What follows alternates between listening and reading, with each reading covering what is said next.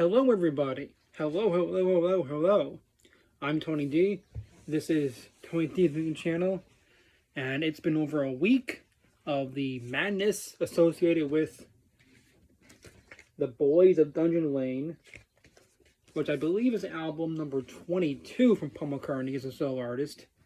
22 in terms of studio albums, not having to do with Wings or covers albums or live albums. I think 20, maybe 22 is, no, that also includes covers albums. But that's not important, right? That's not important now. Anyway, I want to discuss this album now, finally, after living with it for a week, much like you do with a romantic partner. Although a partner I only see for 47 minutes each day. Anyway, first I want to talk about all my feelings before the album came out and what my expectations were. I think it was in March, maybe it was April, when we got the announcement for this album and the press release. And that press release online said that this would be an album of songs where Paul was reflecting back on his childhood and his teenage years in Liverpool. And it also said that the album would have several Wings-style rockers. And I was a little bit dismayed by that, because I wanted an album more like Chaos and Creation in the Backyard, which is Paul's most personal and intimate and vulnerable album. That's not really a joyful rocking album. And I thought we'd get like a second album like that. But now that I got the album, I'm thrilled that it is like half rock songs and half personal, not sad songs, but songs that are very intimate and songs that reflect back on his youth, but without a lot of rockiness. And also, when that little press release thing was announced, we got the entire track listing for the album. And with most of these tracks, it was hard to tell what exactly the song was about. Obviously, we knew that the song Salesman Saint was, of course, about Paul's parents. His father was a salesman. He was a cotton salesman. His mother, according to him, was a saint. She was an incredible influence on him. She was a nurse, a midwife nurse. And one of my favorite stories that Paul has told throughout his long life is that he once saw his mother traveling on a bicycle to go do her job and deliver a baby. And that one image that he had of his mother, like going off on a bicycle to deliver a baby, was very inspiring to him. And I believe, well, it's true. It's not just my belief, it's true, that it was Paul's mother who inspired him to be a workaholic in his career in making music.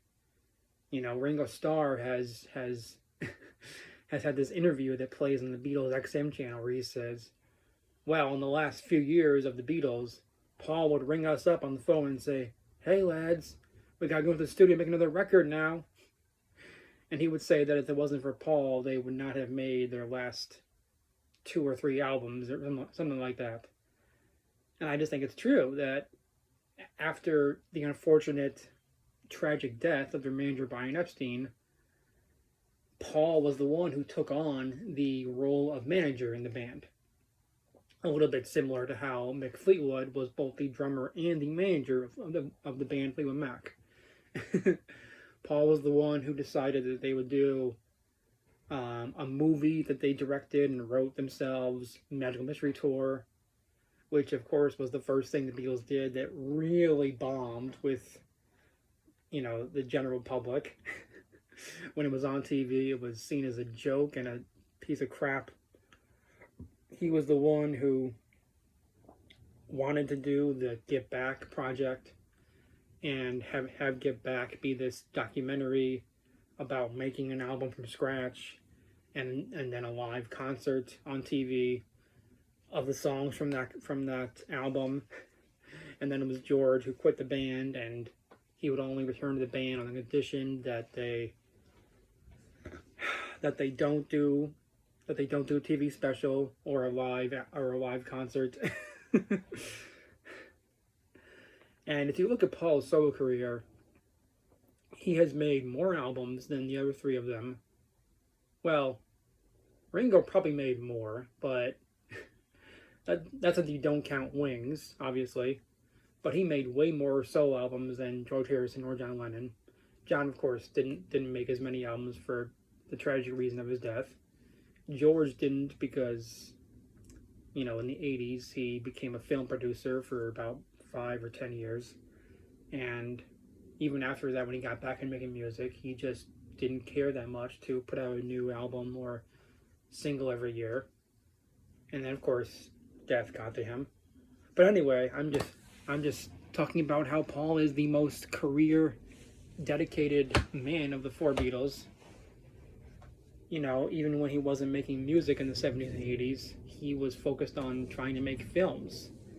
He made multiple short films for children. What was it called? The Rupert the Bear short film, We All Stand Together, and Give My Regards to Broad Street. And then there was that little short film for the song Tropic Island Hum. But anyway, let's get back to this album. When I saw that track listing, and the first track is called As You Lie There, my first thought was, oh, he's making an album about his youth. Maybe the song As You Lie There is about the night that his mother sadly died of cancer. And it'd be a sad song about how he felt that night. But then we got the album, and it's nothing like that at all. As You Lie There is this bizarre, erotic, vesicular song about a woman that Paul probably met once when he was a teenager. And he's imagining if she still thinks about him. He's imagining what would happen if they were together. I mean, let's just go through these very bizarre lyrics here. It starts out with a spoken word intro, like a poem. I used to walk past your house every night. I'd look up at your window. The light was on. I saw your silhouette on the blind. Do you think of me? Do I ever come across your mind?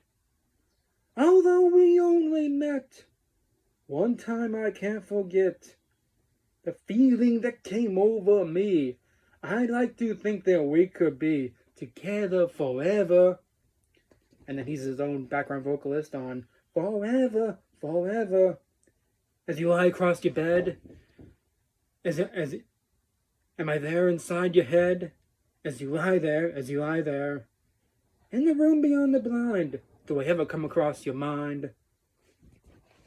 As I was thinking when listening to this song, I remember all the girls that I had crushes on as a young boy and teenager, but never ever do I think about any of them as an adult. So it's very odd that Paul is thinking about this one woman that he met once. I mean, I would love to think that this is just Paul writing about a fictional person and not somebody from his real life, because that would be weird otherwise.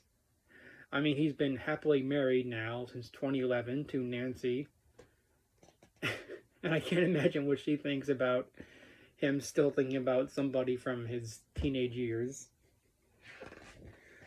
But I gotta tell you, I love As You Lie There. I think it is brilliant of Paul to be making music for 60 years now, and he still knows how to grab your attention at the very beginning of the album. I think for the most part, on most of Paul's albums, the first track is one that really grabs your attention in a good way. I mean, it's, at least this is my opinion. I don't think that there are any Paul McCartney albums with a bad song to begin with. People disagree with me, but that's just my view. And I think this song really does its job of that. Now, you know, half of the songs on this album are in the vein of a rockin', like pop rock song. Half of them are that. And then several of them are more downbeat, reflective on his past, and really stripped down acoustic. Stuff like that. The second track is more like both of those things. The second track I really, really like. It's called Lost Horizon, and it's all about how Paul hears the sound of a bus or a train, and then it brings him back to this time in his past, possibly a time in his past when he was with Linda, maybe even earlier than that. But then he reminds himself that he has to live in the now and think about the present tense. And there have been Paul songs in the past with that same message. Rinse the Raindrops from the Drumming Rain album has that message. And Don't Stop Running from the Fireman album, Electric Arguments, has that message. And the other Beatles had songs with that message too. Be Here Now from George Harrison has that message about the importance of living in the now and the present. One of my favorite Ringo Starr songs, Time, has that message. And boy, that song was so important to me. You know, back when I was 22 or so, it was important to me to forget about this terrible person in my past and focus on now. I just want to read these really, really, really great lyrics. The call of a train whistle, cutting through the night. I still remember that sound. The parting of a car engine, waiting at the light.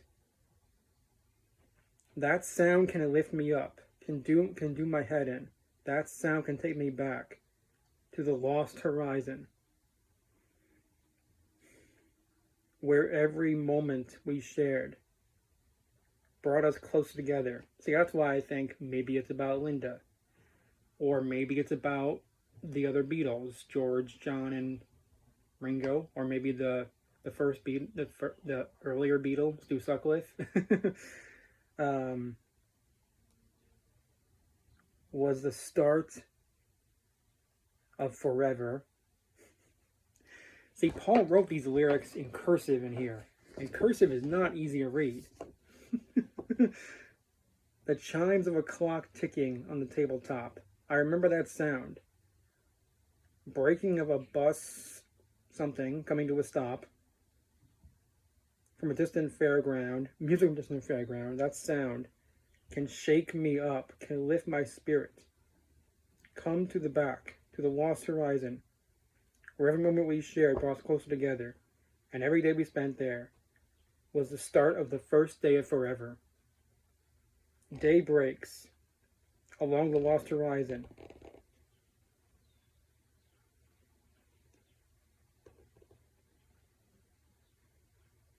And now it's important to live for now, he sings. Make every moment count along the lost horizon. Like I said, it's clearly a song about thinking about or this sound of a bus and a train and a clock that takes him back to the past, possibly his lovely Linda, possibly his mates in the Beatles. But then he reminds himself, you've got to live for now, make every moment count. Oh, and also, I want to mention two of my favorite John Lennon songs that also have the message how important it is to live in the moment right now, in the present. Borrowed Time on the Milk and Honey album, and I'm Stepping Out on the same album. On Borrowed Time, John's singing about how important it is to live right now without a thought for tomorrow. And on I'm Stepping Out, he sings about just stepping out of his house and looking back on his prior life, or his life in the past, with no regrets at all. And it's just those two songs, in my opinion, are like two of the happiest John Lennon songs I've ever heard. And you can tell with singing those two songs that John is at a peaceful place in his life, and he's not dwelling on his past. And also, I have to share this photo, this beautiful portrait of Paul in this lyric sheet. Look at that, my friends. Look at that. And now we get to what I think is the best song on the album, which was released digitally as a single before the album came out. I say single because how do you call it a single that's not on a vinyl 45? I know that nowadays, with the music industry the way it is, with streaming and all that, they just post songs online and they call it a single. But it's I'm old-fashioned. A single can't be a single. It's not in someone's hand. But anyway, The Days We Left Behind is, without a doubt, the best song on this album. And if you read these lyrics, which I'm going to, I think it's obvious Paul is singing about his childhood, teenage years with John, and probably with George as well. And they're just so emotional. Looking back at white and black, reminders of my past. But nothing built to last. Nothing ever stays. No one can remain. The days we left behind. See the boys of Dungeon Lane. That's the title of the album. Along the Mersey shore. Some of them will feel the pain, but some were meant for more. Now, isn't that a very philosophical line? Some will feel the pain. What is the pain? Does he mean the pain of passing time? Is he referring to the pain of death that, of course, John and George suffered, or that Stu Sutcliffe suffered? Oh, man. Wow. No one needs to cry. No one can reclaim the days we left behind. I met at Forthland Road and wrote a secret code to never be spoken. Him and John had a secret code. The promise that I made, I'll stand by, will never be broken. Nothing ever stays. No one can erase the days we left behind. This is one of the songs that Paul performed at Saturday Night Live last month. And it's... I say it's the best on the album because it's one of those McCartney songs that could easily be just as beautiful with no music behind it, like a poem. And something I'm thinking about a bit lately is that I adore music, but I've always hated poetry.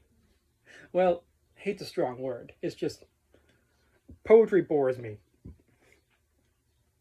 Because I want to hear someone write poetic words about their life or about some story or whatever.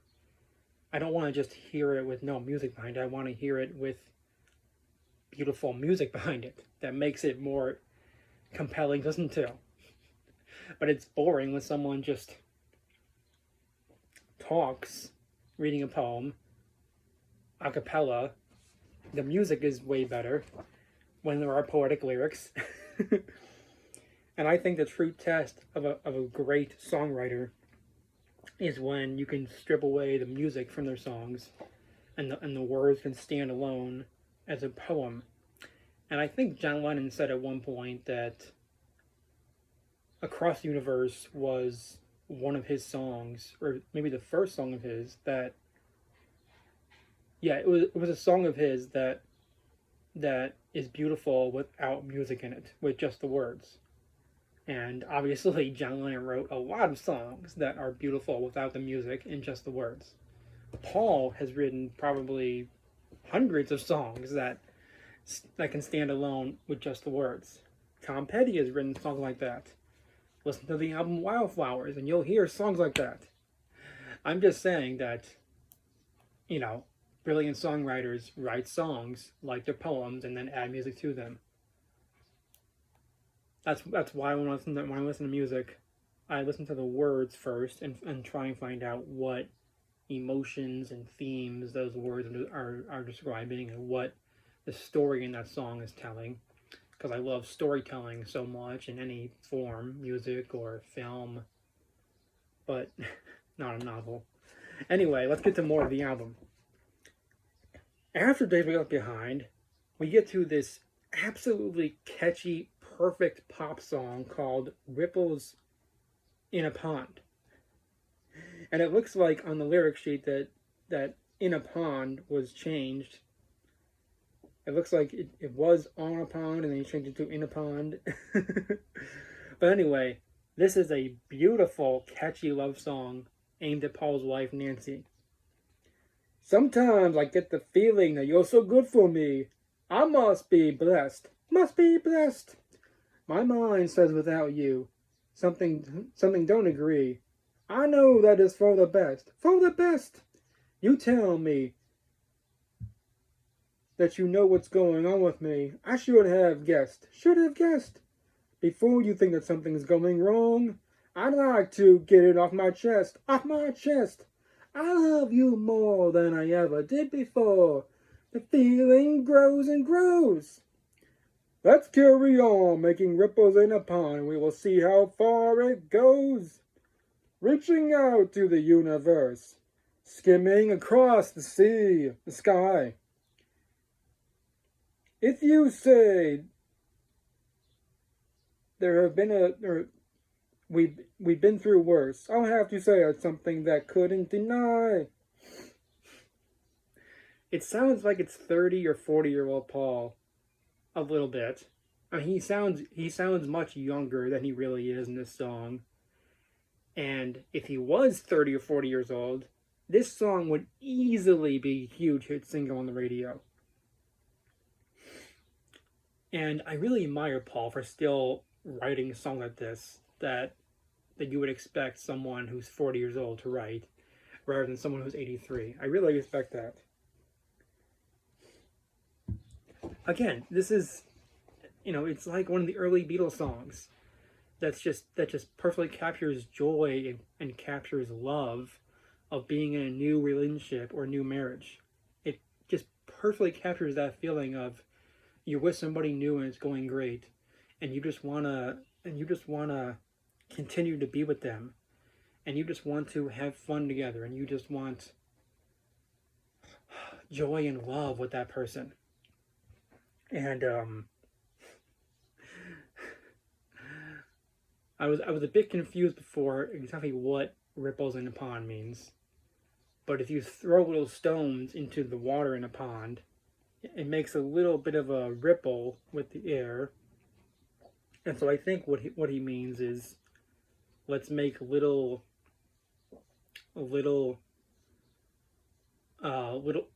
growth in our love, just little steps at a time. I think that's what that means. So he's saying let's not go too far ahead of ourselves, but let's make little steps in our love, which is kind of funny because they've been married since 2011. So yeah, they're really gonna make little steps. But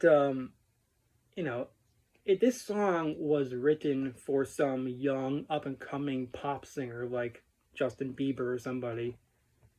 This would be the huge hit song that makes them a breakthrough popular artist. This would be that song. But anyway, speaking of the Beatles and young pop groups, this next song is one that is very psychedelic and honestly sounds a bit like a Beatles song that could have been. And that is Mountaintop.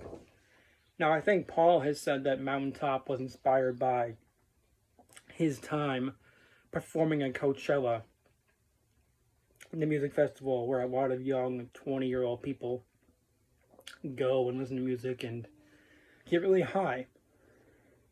Because this song is about a young lady who goes to a music festival like that and then gets quite high on magic mushrooms. And the opening chord and opening guitars or whatever instrument they are sound very similar to the opening chord progression on the classic Beatles song "I Am the Walrus." So it's such a wonderful little tribute to the Beatles and to John Lennon to have that at the opening. Take me to the mountain top, show me how the waters drop down into the valley stream below. Anytime I walk with you, magic mushrooms popping through. Seem to want to try and say hello. Pumpkin pies in the skies. Also tried hypnotize. You and me everywhere we grow. We go. Little girl, you're tripping. Everybody's stepping out. Need to get a grip. And do you want to stay? When you've got some time to spare. Let me take you to the mountain top. Stars will glitter. When the moon is new, we can take the second bus. No one but the two of us ever needs to check on what we do. It really does sound like a Beatles song from '67 or so, from that psychedelic summer of love period. A little bit like Lovely Rita. Not in the music, but in the lyrics, because he's clearly, in the lyrics, he's inviting some woman who's tripping to go spend time with him, just the two of them. And in Lovely Rita, he sings, "When are you free to take some tea with me?" And then later on, they're together, sitting on a sofa with a sister or two. That's clearly about having LSD and having a romantic, sexy time together. So this song is just such a perfect gem on the album. Again, Paul is an incredible person because he's 83, but in so many ways, he still acts like a young person.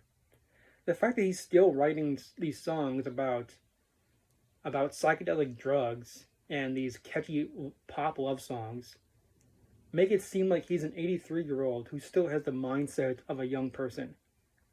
I mean, both he and Ringo still listen to and love new music, and while I'm sure he's not enjoying psychedelic drugs at the age of 83, the fact that he's writing songs about them at this age is incredible. And again, I just absolutely love that. I love when people in their 60s, 70s, or say 80s still have that young spirit about them. It reminds me of what I love about Thomas Tank Engine and Friends. Even the old characters in those stories are still young at heart. And Paul and Ringo are still young at heart despite their old age. I think that is amazing. Paul and Ringo are really should be inspirations for anybody, young or old, that it's so important to continue to have that personality of a young person and to be young at heart. Anyway, speaking of young at heart, the next track on here is all about looking back on Paul's time befriending George Harrison when they were teenagers. It's called Down South, and I will say as a caveat, it's my least favorite song on the album. Well, yeah, my least favorite, but it's not saying it's bad at all. I'm not saying it's bad. It's a really good song, but I wish there was more going on, and I just, every other song is so much better in my opinion. But Down South is really good. It's just Paul and acoustic guitar, and it's just Paul singing about him and George hitchhiking down south. What's the title? We were traveling on the Chester Road, picking up a load. Said, "Where you heading, boys? Need a ride?" It was a good way of getting to know you. A good way to work it all out. That's a Beatles reference there. To the song, We Can Work It Out. It was a good way to get to know you, heading down south. The morning bus where we two would meet, I sat beside you on an empty seat. We talked about guitars and rock and roll. Two subjects that would never grow old. It was a good way to get to know you. It was a good way to get to know you before we learned to twist and shout. Of course, reference to the Beatles song "Puss and Shout." I just love that reference. I love it. As we were bombing around down south, we had to find somewhere to stay the night. The lorry went so far as we could go. Yeah, again, it's a really good song. I like hearing Paul's fondness for his time with George. The only, you know, I just feel kind of sad that there was no Paul song about George when George was still alive. It would have been nice if in the 90s Paul could have written a song about his past with George. But instead he waited until George had died of cancer for 20 or so years. And that brings us to what I believe is a love song to Nancy. And that's called We Two. Again, it's a typical Paul love song. I want to live for love as other people do, over and over again. Possibly reference to getting married over and over again, as Paul did. My thoughts return to you. You give me what I want. You tell me what I want. Last night, I dreamed of you. Together, side by side, we two can do what we want. Whatever we decide is right. Somehow, I'll be there till the end. Last night, I dreamed of you. It's a good song. I like it a lot. It's not one of the best on the album, though. But it's good. And that, my friends, is the end of side 1 of the album. And now we flip it over. And it starts with another really strong, aggressive pop rock song called Come Inside. You could read my mind if you wanted to. Come inside. Got to let me know what you want to do. I don't want to hide. Step right up and take a look. See what you can find. All my life's an open book. Come inside my mind. I love that lyric about my life's an open book. Because quite literally, there are many books about Paul's life. And you can open them up and learn about his life. Take it if you want. You can have it right now. I can tell the truth if you want to hear what I have to say. Not a single thing you have to fear. If you come my way. This is one of those Wing-style rockers that we were promised on this album. And it is quite fun.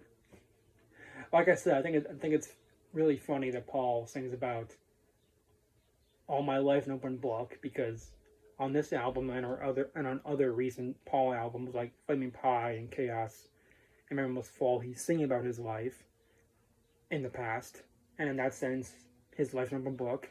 And like I said, there are over 200 books on his life, so his life is literally an open book.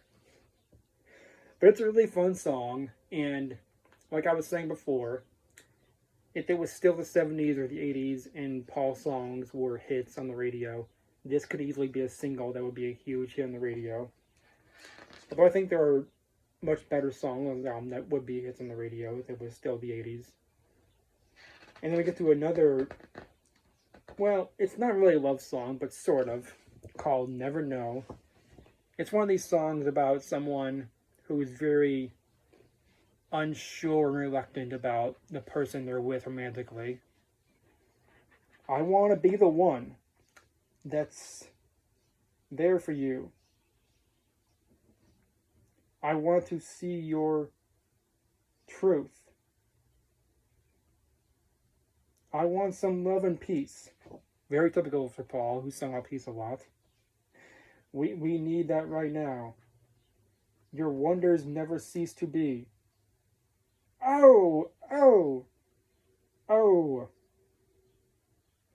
I love you, but you know, my heart is breaking over you. You've got me on the run. My heart is breaking. My mind is black and blue. I love that black and blue part. I love those covers. I love you, but I never know. I'm gonna take the time to prove that I can. I've got to make you see. Always be there. I only wanna be with you. And there's a wonderful, beautiful little recorder solo in that song. It's very nice. It's a little bit reminiscent of the flute solo in the Beatles song Fool on the Hill. You know, I love that song Never Know. It's one of my favorites on the album. And I really like that theme of a song about hesitation in loving somebody. That's something we can all relate to. And speaking of things we can all relate to, this next track is one of the digital singles released from the album before the album came out. And it's the first ever duet between Paul McCartney and Ringo Starr, Home to Us. It's a song about the place where Paul and Ringo grew up, Liverpool. Of course, in Ringo's case, it was Dingle, the other side of Liverpool, to reference a Ringo song. The place we used to live, and you could say it wasn't much, but it was home to us. You could be mistaken if you thought it was rough, but it was home to us. The roses in the yard began to wilt, and then they turned to dust, but it was home to us.